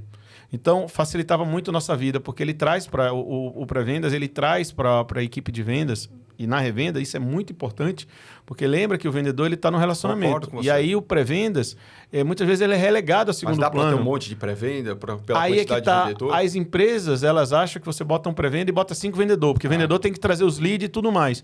E aí entra aquela coisa. Então, primeira coisa que vocês precisam ter, muita especialidade nas marcas que você tem. Correto. Né? Então, assim, para quê? Para que você dê o suporte técnico necessário para fazer uma apresentação, inclusive, para o cara sair da caixinha. O que eu posso falar olhando como fabricante? Que o cara, ele às vezes até sabe falar muito do meu produto, mas ele não sabe o contexto do meu produto do ponto de vista de solução de problema. Então, por exemplo, meu produto hoje atua dentro de SOC. Vamos parar de falar de produto só por um instante, vamos falar de SOC? Vamos falar dos teus processos, vamos entender os teus processos. O vendedor precisa muito de alguém que consiga extrair isso. Tirar essa capa do cliente, porque o vendedor tem que lidar com vários fabricantes. E o pré-venda, muitas vezes, você tem poucos pré-vendas na revenda. Então, se um distribuidor dá um foco muito bom no processo de Tech Win, que é um item extremamente importante, cara, sem o Tech Win, sem que a solução atenda, é gogó. E vai morrer a venda do gogó. Vai morrer daqui a um tempo. Os clientes estão provando as soluções, está cada dia mais fácil você fazer. Ainda normalmente o cliente conhece até, às vezes conhece mais do que a gente. Exato. Então, cara, sou um cara que tem uma base técnica muito bom. Teve um dia que eu entrei numa call, né? Tava lá, tava mandando bem pra caramba. O cara fez uma pergunta que eu juro pra você, eu não entendi a pergunta. O cara te deu uma trucada. Né? Não, ele fez... Não é nem trucada. Ele fez a pergunta que é uma pergunta pertinente. Mas, assim, o nível técnico era tão baixo que eu não consegui entender. E aí eu cheguei e falei assim, me dá um minuto. Vita, você está disponível para entrar no call agora? Ele disse, claro, manda o link. Eu mandei, né? E, claro, felizmente, porque ele devia estar entre atividades. E aí eu vou até complementar isso, que eu acho que é muito importante. Ele entrou, deu um show, terminamos a reunião, e o cliente ficou convencido. Então, nessa hora, se eu gaguejasse, primeiro, mentir, não minta. Não minta. Não sabe, velho. Eu não sei. Vou pesquisar para você. Você já ganhou uma segunda reunião. Se o cliente realmente ficou interessado, ele vai querer. Mas vá preparado. Né? Não faça... não deixe a de solução pesquisar, né? do forecast da vez passada, eu resolvia, porque a mesma pergunta não era feita 2 vezes. Isso é importante. Claro. Né? Não saiba responder a pergunta uma vez, mas 2, não. E aí, diga que não sabe... se você não teve acesso ao SE, mas pesquise e se comprometa com o cliente. Você garantiu uma segunda reunião. Isso é legal. Porque houve interesse, houve engajamento. Então, você ir preparado e tudo mais. Não sabe, não sabe. Né? Muitas vezes a revenda não vai saber tudo igual um fabricante sabe, igual um distribuidor sabe. Não vai. Mas é a hora de buscar ou ajuda, né? E aí, eu acho que o distribuidor ele pode fazer isso. Acho também que ele tem essa capacidade de integrar, conectar o fabricante a esses vendedores, para que você tenha uma aproximação, para que fique mais fácil, porque o cara saiba que ele pode ligar, tirar uma dúvida quando tiver uma coisa, não ser o meio de campo, né? Eu acho que aproximar, inclusive entender, né? E criar estímulo para eles para fazer essa aproximação. A gente faz isso no Sampasec, né? Essa aproximação, a gente vê isso acontecendo, mas principalmente revenda, distribuidor, fabricante. Isso a gente vê muito, né? Vão muitos clientes também lá, às vezes o pessoal nem sabe quem é quem, porque a ideia é essa, é que a gente troque conhecimento e experiência, mas essa aproximação existe. Mas se você formaliza e pega uma das suas marcas e traz, sei lá, o café com o fabricante e coloca a galera para se conhecer, você quebra muito gelo e facilita e deixa o cara mais à vontade para perguntar o que você faz direito e tudo mais. Aquela coisa que o cara não faz no Zoom, no Teams, ele não faz porque ele está com medo, porque ele está sendo visto por várias pessoas. Verdade. E vai fazer aquela pergunta burra. Mas ali no café, o cara, mas me explica uma coisa. Eu estava vendo aqui a empresa X que você trabalha aqui e eu sei que você faz um negócio aqui de comportamento, parará, e eu queria saber... como é que você faz isso em OT? Que é a grande pergunta que todo mundo faz hoje em dia. Aí o cara fala assim, não, a gente não faz em OT. Putz, é uma boa pergunta, não sei, vou pesquisar aqui para você. Que legal. Sai todo mundo com a experiência boa. Então, eu acho que isso é uma coisa, essas duas coisas. Olhar para o pré-venda, né, e ajudar esse processo de pré-vendas e diminuir a barreira que ainda existe entre revendas e fabricantes, criando alguma coisa desse tipo que eu comentei. Pode ser um encontro e que, de boa, não precisa ser coisas altamente caras, mas que permite, e aí tira a dúvida. Né? E é muito melhor do que um webinar. 10 mil vezes melhor que um webinar. Porque um webinar é eu falando para um bocado de gente que está fazendo 800 mil coisas, inclusive me escutando ao mesmo tempo. E aí agora os webinars conseguem ler as pessoas que estão com a câmera ligada e você vê o quanto elas estão atentas ou não. E você vê que as taxas estão muito baixas. Então, o pessoal do marketing aí não é uma crítica, mas o pessoal do marketing adora dizer, não, nós tivemos 250 pessoas. Exato. A gente tinha 250 corpos ou a gente tinha 250 pessoas, né? Nós tinha 200 corpos logados. Quantos eu faço isso, eu ligo para minha família e mando o link e põe lá minha família para fazer. Chega na hora das perguntas, a gente tem 2 perguntas lá, né? Ninguém sabe, exato. E aí você vê, para mim a métrica tem que mudar. Né? Então, assim, isso é muito importante. Então, essa ajuda que vocês podem fazer... isso casa bastante com o Connect Flow, né? Você podia falar um pouco, né? Eu, assim, exatamente, não do Connect Flow, mas só fazendo uma defesa do webinar, né? E aí, puxando a sardinha para nós de marketing. Eu acho que eu acredito muito, né? Primeiro que eu acredito muito no webinar, desde que ele seja direcionado para o target correto. Então, se você vai... a sua proposta é falar algo comercial, né? Quais canais você vai fazer essa divulgação? Você vai mandar e-mail marketing. Qual é a base que você vai mandar? Né? Então, direcionar o discurso para as pessoas corretas. Manter eles engajados. As pessoas que estão assistindo esse podcast aqui é um exemplo, né? Quem tá ali, de fato, ouvindo isso? O cara tá no trânsito, o cara tá matando o trabalho ali. O que ele tá fazendo? Que ele tá assistindo a gente ou ouvindo, né? A gente tá divulgando isso pro lugar correto, né? Então, essa é a pergunta de 10 milhões de dólares aí, de repente. Mas, assim... Vou adicionar o seu caso do webinar. ele é muito bom também quando você fala de uma coisa que pode ser usada ao longo do tempo. Exatamente. Então, assim, por exemplo, eu vou explicar, sei lá, o licenciamento, que é coisa que acaba sendo mais reservada, a pessoa não tem, a não ser que você coloca no Partner Portal. Você faz um webinar para parceiro e depois está no Partner Portal, beleza, porque é um conteúdo replicável. Você faz um webinar falando de tendências de mercado ou de um assunto do mercado, é um conteúdo que ele é vivo. Aí ele é legal, porque você pode deixar numa base, um YouTube da vida, né? Agora você em plataformas tem outra, até aquela que de música lá, Spotify. Agora você a gente também tá no tem vídeos. Spotify, tá? Você tem vídeos, né? Eu fiquei encantado justamente isso. Eu vi que muita gente está levando os podcasts para o Spotify e webinars, né? Podem ser levados para o Spotify.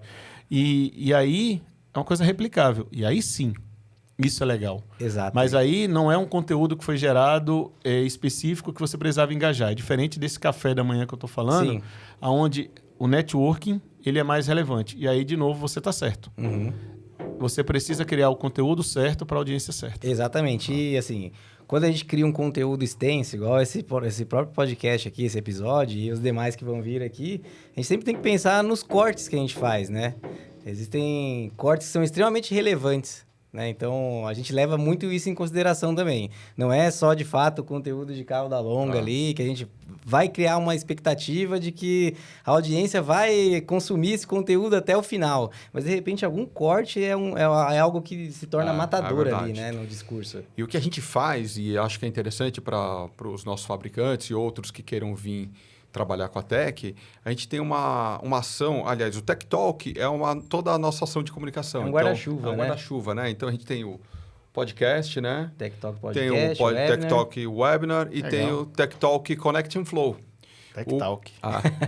O Connect and Flow é um treinamento que é um treinamento que a gente chama stand-up training. Não tem nada a ver com stand-up comedy, né? Mas onde exatamente a pessoa que está apresentando, ela vai estar em pé, no meio de como se fosse uma arena, com todas as pessoas, no máximo 10 pessoas. E lá disponível ele tem uma TV, claro, e uma lousa que é interativa. Então, a gente utiliza muito o Kahoot, você deve conhecer Kahoot. Sim. Então, a gente utiliza muito Kahoot dentro dessas apresentações. E a gente promove isso para os nossos fabricantes. Valor que eu não conhecia e, para mim, faz total sentido. E tem tudo a ver com você, porque você é um cara super didata. Mas eu não consigo estar em todas as reuniões. E o que eu preciso é que as pessoas se sintam confortáveis. E às vezes, traz, né, para fazer a apresentação. E aí, se você bota, sei lá, você pega uma audiência de 20 pessoas e bota 3 ou 4 para fazer a apresentação ali, né? As pessoas, e depois faz outros, as pessoas vão se desinibir um pouco, vão se sentir mais leve e, cara, o cara aprende. A melhor forma de aprender, sabe como é? Como? Ensinando. É isso aí. É ensinando. Ainda é ensinando. Não conheci nenhuma outra forma melhor no mundo de aprender do que ensinando. Exatamente. Porque você pega todo o conteúdo, prioriza segundo os seus valores, aquilo que é relevante, e você tem que transmitir. Você tem que transmitir numa linguagem que seja acessível. E ao você processar tudo isso, você guarda numa intensidade que você não sabe. É isso aí. E eu comecei parte da minha carreira fazendo isso. E falando de mentores, o Roberto Andrade, lá na Lanlink, lá atrás, ele tinha a Lanlink Recife montada desse jeito. A gente implementava, a gente era consultor e a gente era instrutor. E a gente era instrutor porque a gente queria estar sempre reciclando o conteúdo, porque a gente tinha que passar. E quando a gente ia para o campo, a resposta já estava pronta, quente na nossa cabeça, porque a gente estava brincando com aquela tecnologia sempre. E a gente se tornava, né, naquela época, a Lanlink em Microsoft era a melhor consultoria em Recife. E a gente era muito enxuta, porque o time era tão performático, e todos, sem exceção, daquela época, hoje estão em carreira de sucesso, aonde estiverem. Uns nos Estados Unidos, tem gente aí em Recife, todos tiveram muito sucesso. Charles salvou muita gente, né, cara? Não foi o Charles, porque o Charles era de Fortaleza, a Lanlink Fortaleza, tinha muita gente, e formou sim. Inclusive, tem uma empresa de segurança que nasceu de lá, uma empresa grande, né? A Transcontrol. Ele formou muita gente e, inclusive, me formou. Porque quando eu conheci ele em Salvador, eu estava no meio de um projeto grande, ele me fez uma sabatina que eu quase endoidei. Ele é muito inteligente, mas o que o Roberto Andrade fez foi pegar uma equipe pequena, ser altamente performática. Isso é legal, cara. Assim, era muito bom, porque o nível era muito alto em todos os meus colegas que estavam lá naquela época, Hélio, Fábio Gamboa, o próprio Jailson, que foi nosso gestor e está na Lanlink até hoje. Toda essa galera, o Max e outros que vieram depois, Guga, os caras voaram. Tudo fera. Né? E porque todos eles tiveram que fazer essa maquininha que somos nós ficar atualizada. Então, sim, uma das melhores formas de aprender ensinando. Brilhante, cara. Show de bola.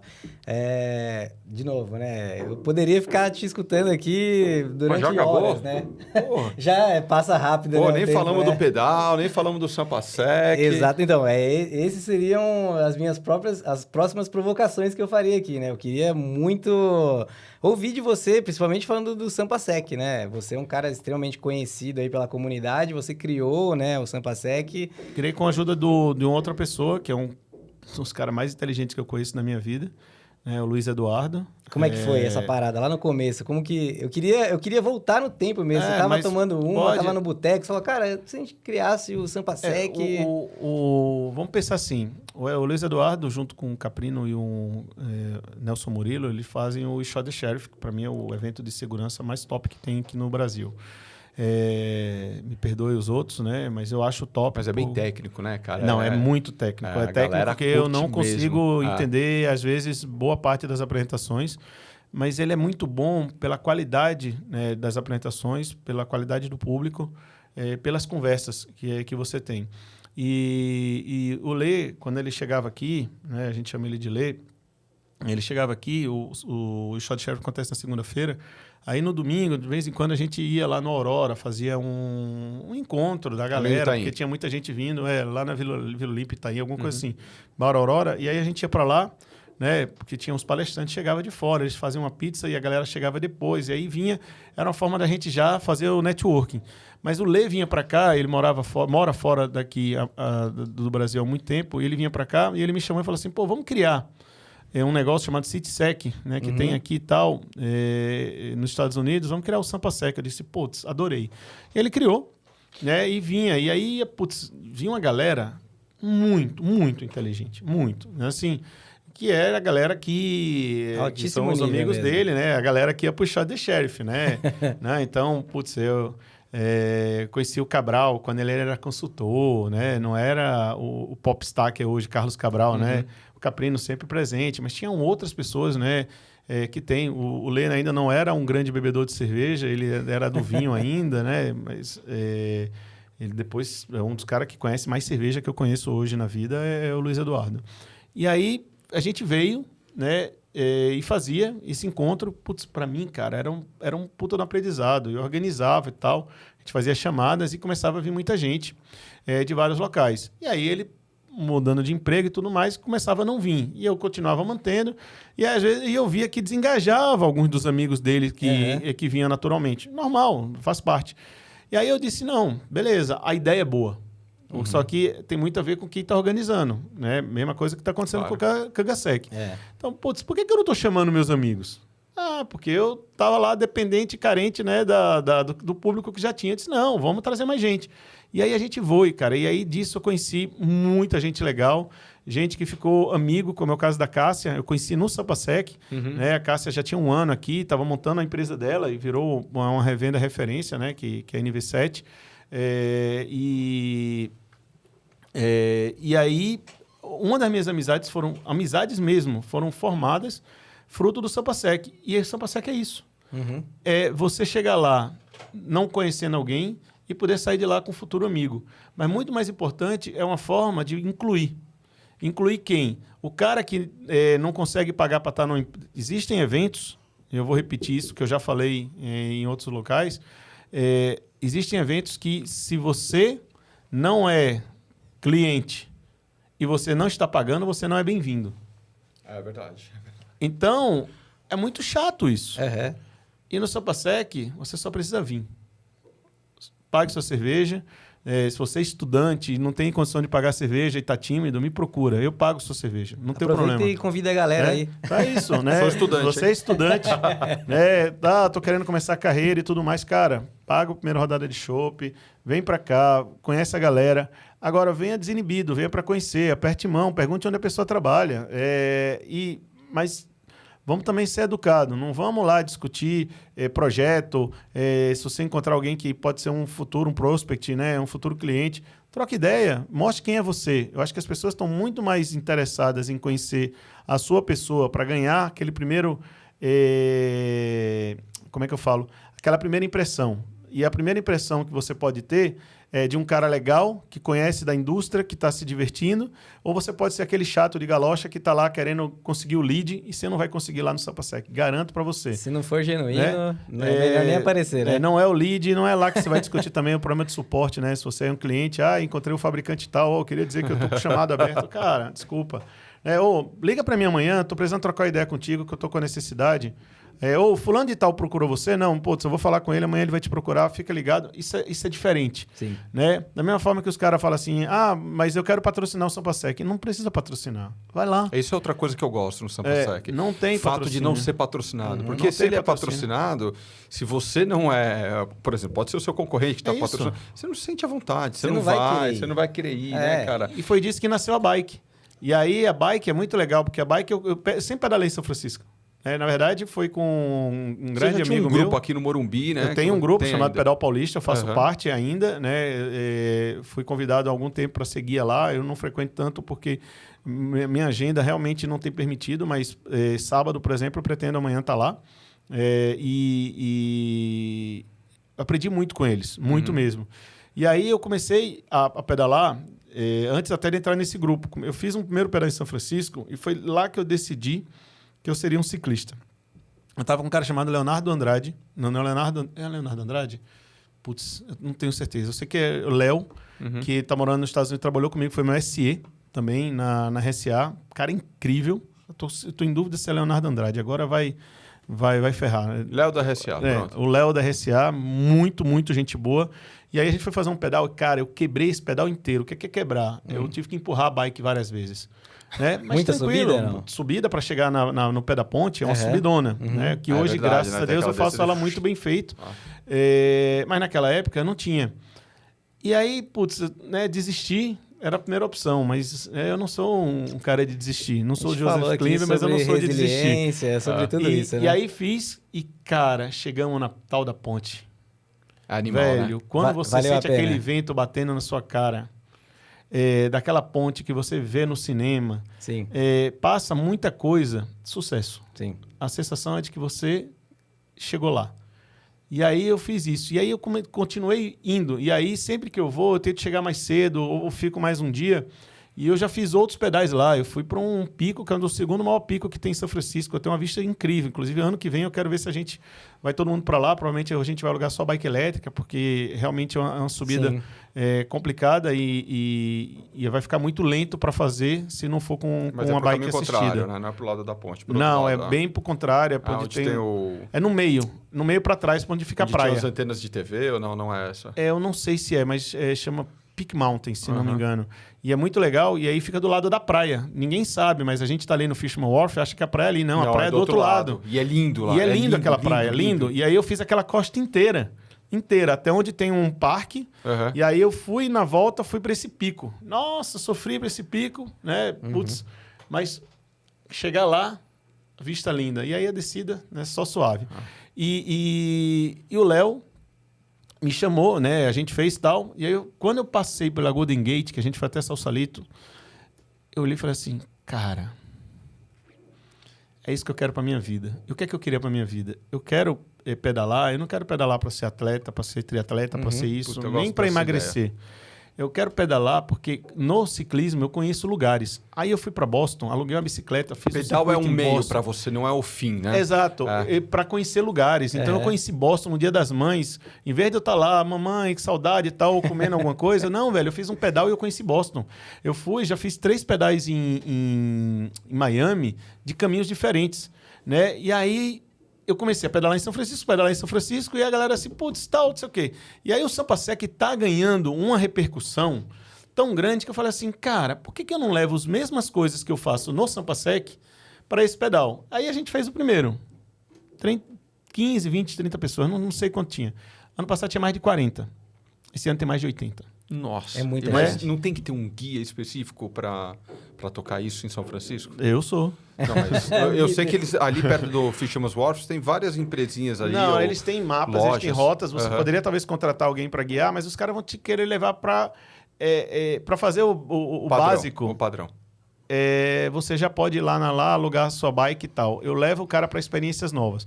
Então, ano passado a gente foi para Tiburon, que é uma das opções, mas a gente foi com a ideia de voltar. Que é mais para frente dois salsalitos. Dois salsalitos. E aí uns atletas mais pesados foram e voltaram. Muito legal. Esse ano, eu estou muito preocupado em você conhecer. Você voltar com fotos, com imagens, com tal. Então, esse ano, por exemplo, a gente vai para Presídio, que é uma área lá que você tem uma vista muito grande lá de cima, muito bonita. E nós vamos chegar de bike e tudo mais. E aí, imagina, a gente mandou de fazer mais de 60 camisetas. Que legal. Então, assim, mais de 60 camisetas com o nome das pessoas e tudo mais, com o símbolo do Brasil. E isso é uma coisa bonita de mostrar. E aí, vai estar lá do meu lado o meu cliente, o meu parceiro, o meu concorrente, o meu colega de trabalho, e ali não vai estar nenhum desses. Lá vai ter profissionais de cibersegurança que dedicaram uma manhã de domingo, poderiam estar em qualquer outro evento, fazendo algo que é bom para a saúde, que é bom para networking, que você vai conhecer as pessoas lá. Bom para a alma. E para a vista. Exato. E aí, cara, imagina que isso agora pode ser o kickoff da RCA Conference para o brasileiro. Muito legal. E é essa ideia que eu estou trazendo. Domingo? Domingo às 9 horas da manhã. E esse rolê termina que horas, mais ou menos? Na hora que acaba, porque aí depende da velocidade e a quantidade de foto que a galera gosta de tirar. Para melhorar. Então, assim, quando eu falei de guia, eu sou guia porque realmente a ideia é eu monto uma rota. Então, eu não vou lá doido, vamos tentar mas, por exemplo, não tem que ter um carinha lá que puxa, não precisa. apito, como é muitas vezes aqui ou não? Não, eu participo desse grupo de pedal, que acontece lá. Normalmente eu elejo algumas pessoas para me ajudar. Legal, isso é importante. E ano passado não funcionou, eu vou tentar. Eu comprei um interconector, né, para não precisar de rádio nem nada, mas se esse ano não der certo, ano que vem eu vou ter rádio. E algumas pessoas vão estar ajudando. Então tem que ter sempre uma pessoa no final, no fundo, garantindo que está todo mundo junto. E alguém puxando, só para ter que ser o guia, que é o cara que sabe o mapa. Então eu compartilho o mapa primeiro com os principais ciclistas. Tem muitos ciclistas bons, como o Fábio Amorim, a Carol, mas ela não vai esse ano, ela comentou recentemente que não vai. Mas são pessoas que têm, o Edu Cabral, eu não sei também se vai nesse pedal esse ano, mas são pessoas que têm experiência como ciclistas, alguns até de participar de pedais e tudo mais. O Felipe Barros me ajuda, sempre me ajudou, ele e o Murakami, que são as pessoas que estão sempre comigo no projeto Sampasec, o Guilherme Murakami. Robson Murakami. Não, Robson Murakami, que está na Force Point hoje. O Gui, te adoro, mas você não pedala comigo, não. O Murakami foi o único cara que já furou pneu, arrumou o pneu e foi encontrar a galera no pedal. Quando nem existia esse pedal oficial do jeito que ele está fazendo. É terceiro ano de camiseta. Inclusive, esse ano vai ter ano 3 e tudo mais. E esse ano vai ser uma homenagem, uma auto-homenagem. Eu estou completando 50 anos, como eu comentei. E o pedal ele tem um SD, uma forma de dizer SD 50, que legal. Que é para celebrar, fazendo 3 coisas que eu gosto na minha vida e que me fizeram chegar onde eu cheguei hoje. O ciclismo, o meu trabalho e relacionamento com pessoas. Eu vou ter os 3, porque eu vou estar na RCA Conference, a maior conferência de segurança do mundo, comercialmente falando, ao lado de excelentes profissionais, pessoas que viraram amigos e novos amigos que eu vou construir, como ano passado eu conheci uma pessoa chamada Zé, que, me ajudou na hora lá que eu estava meio cansado. Ele, quer trocar de bike e tal, mas aquele estímulo ajuda. Então, networking de pessoas, não de profissionais, porque eu já estou no network de profissionais sendo RCA. E conhecer pessoas, novas pessoas que formam, que liga, e fazendo ciclismo, que é o que me levou a conhecer novas coisas. E aí eu vou ficar mais 2 dias. Eu vou ficar na quinta e na sexta-feira, dia 1 e dia 2, que eu vou fazer algumas rotas de bike para poder montar o plano de rota do ano que vem. Show de bola. Cara, a gente está caminhando aqui para o final. Infelizmente... Rápido, né, cara? Rápido, Passa rápido. É rápido. Se Passa botar em muito 3x, rápido. você vai ser rapidinho. Se pudesse, a gente ficava aqui por 10 horas, né? E antes de finalizar, o Coxa, A gente estava almoçando ali há pouco, né? E aí no finalzinho, quando a gente estava tomando um cafezinho, você jogou ali na minha mão um envelopinho de adoçante, né? E nele tava escrito Vida Leve, cara. E aí, em 2 minutos aí, eu queria que você finalizasse aí para nossa audiência, né? E falar para você o que é vida leve? Qual é o conselho que você deixa aí pra gente, cara? Esse é o meu... Tá ficando bom, hein? Gostou? Essa foi boa. Ele me deu uma trucada. Eu sou um cara que, por viagens e tudo mais, eu gosto de contemplar tempo sozinho, né? E aí, uma das coisas que eu faço quando eu saio da academia, às vezes eu vou na cafeteria, né? Aí, às vezes a televisão tá muda e quero interagir. Preciso fazer com que os estímulos, né? De novo, eu falei, comitê de TDAH e tem muito estímulo. Aí eu notei que o Açúcar e o Adoçante União, ele tem lá as mensagens e tudo mais. E aí eu mostrei para ele não só Vida Leve, eu mostrei tinha uma bicicleta. Né? Cuide de você. Cuide de você. Era a bicicleta que eu mostrei primeiro. Disse assim, esse é o mais importante. E depois tem o Vida Leve. E o Cuide de Você é parte da Vida Leve. Eu acho que Vida Leve é vida com equilíbrio. E eu acho que eu fui descobrir isso um pouco tarde, mas nunca é tarde para você fazer o que é certo. Eu ainda acho que tem muita coisa boa para fazer, mas eu acho que é vida com equilíbrio. O que é vida com equilíbrio para mim? É quando você está harmônico com sua saúde mental, física, espiritual. Você está harmônico com seu tempo de trabalho. É uma pessoa que não trabalha e não produz, né? E aí tem uma frase lá no Bradesco que fala, né? Só o trabalho produz riqueza. Se você não trabalha e você não contribui para a sua sociedade, né? Não sei o que você está fazendo aqui, de verdade. Eu não consigo me encaixar. Então, não falando de mim. Eu não sei o que eu estaria fazendo aqui se eu não estivesse trabalhando. Mas eu tenho que ter tempo de qualidade também com meus amigos e com a minha família. E encaixar tudo isso, né? Quando eu estou falando saúde, né? Saúde física, treinar na bike, pedalar e tudo mais. Mas olha o pedal. O pedal me dá duas coisas. Me dá a saúde física, mas também dá a saúde mental e dá o que eu gosto também, da network, estar com amigos. Porque quando eu pedalo com o pessoal do Pedal Paulista, ou vou pedalar quando eu vou pedalar lá em São Francisco, eu vou estar fazendo isso. Então, vida leve para mim, é uma vida que todo mundo quer. É quando você chega no final do dia e você olha como foi seu dia e você fala assim, obrigado, Senhor. Obrigado por eu ter tido um dia incrível, onde eu aprendi, eu ensinei, eu me melhorei como pessoa e eu tive oportunidades para ajudar pessoas. Então, assim, quantas vezes a gente sai de casa olhando o celular até o carro e aí fica no carro olhando o celular? Quantidade de gente que você deixou de interagir, que você poderia ter dado bom dia. As pessoas que estão no elevador com você, e as pessoas fazem assim, né? Pega o celular, bom dia. E volta. Então, assim, isso não é um bom dia. Bom dia automático. Um bom dia né? é um olhar. Né? E o mundo está precisando mais disso. Então, assim, eu acho que vida leve é vida com equilíbrio. E o seu tempo, isso é a coisa mais importante. O seu tempo não é mais importante que o tempo de todo mundo. E, às vezes, você está achando que você tem muito mais prioridade e ocupa tanto o seu tempo. Eu falei que eu ocupei minha agenda, né? Que eu faço minha agenda. Existe espaço na minha agenda, que são deixados de propósito para coisas que eu sei que podem surgir. E se eu não tiver nada para fazer, eu arrumo o que fazer. Certo. Então, assim, minha agenda da semana que vem está totalmente preenchida, sim, inclusive com os buracos certos que eu preciso para as coisas que eu sei que podem surgir como importantes. Às vezes um almoço com um amigo, né? Às vezes uma coisa que surge e não está planejado, porque a gente não pode estar... Foi uma coisa que eu vim, quando eu vim morar em São Paulo, todo mundo tem agenda ocupada no final de semana. E é triste isso, porque você perde, às vezes, a oportunidade de encontrar um churrasco, uma coisa assim. Então, vida leve é uma vida que a gente não se cobra tanto, né? Mas a gente se sente realizado com aquilo que a gente conquistou, sabendo que a gente fez o melhor que poderia para todos esses elementos trabalharem em conjunto. Todos. Todos. Aí você fala assim, sua vida é leve hoje? Eu diria que tem dias que sim. Eu estou ganhando. Como todo ser humano também, né, Coxa? Mas eu tenho mais dias de vida leve hoje, e o Machado conseguiu perceber isso claramente quando a gente estava, antes da gente entrar aqui, quando eu estava explicando para ele algumas coisas que aconteceram recentemente na minha vida. A minha vida tem sido, no último ano, uma vida bem mais leve, porque eu decidi que algumas coisas, inclusive mudanças de carreira, mudanças de abordagem da minha vida, onde eu estou caminhando para isso. Não cheguei lá e talvez eu nunca chegue do jeito que eu quero, mas eu diria para você que a pessoa que você conheceu rapidamente uma vez e a pessoa que foi construindo amizade com você é outra pessoa. Com certeza.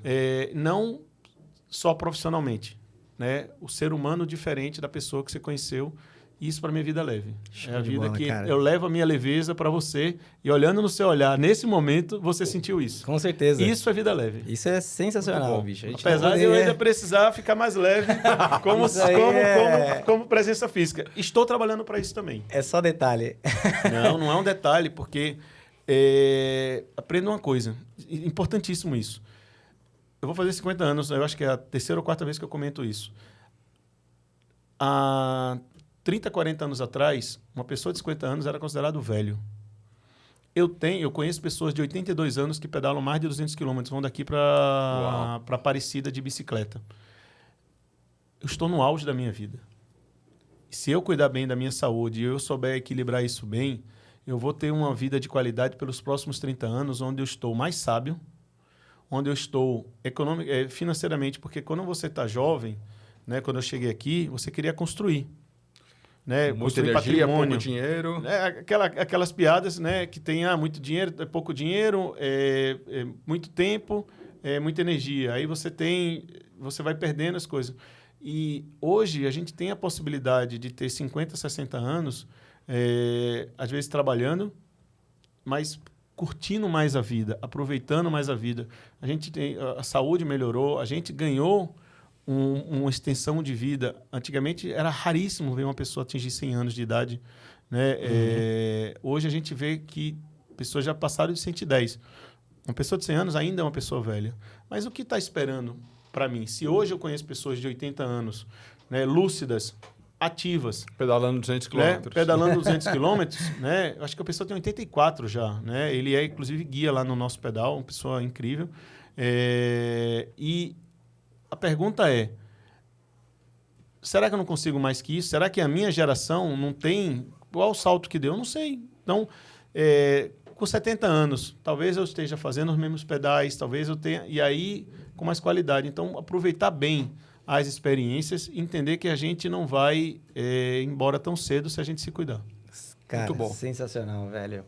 Bom, você, nosso seguidor aí, chegou até aqui, muito obrigado. Tenho certeza que esse papo aí, principalmente essas últimas palavras do nosso amigo Sérgio Dias, o Coxa, e vão agregar muito no seu dia aí, se você está no trânsito, né? Principalmente, aí de manhã, indo para o trabalho, indo para o médico, indo para... seja lá para onde você estiver indo.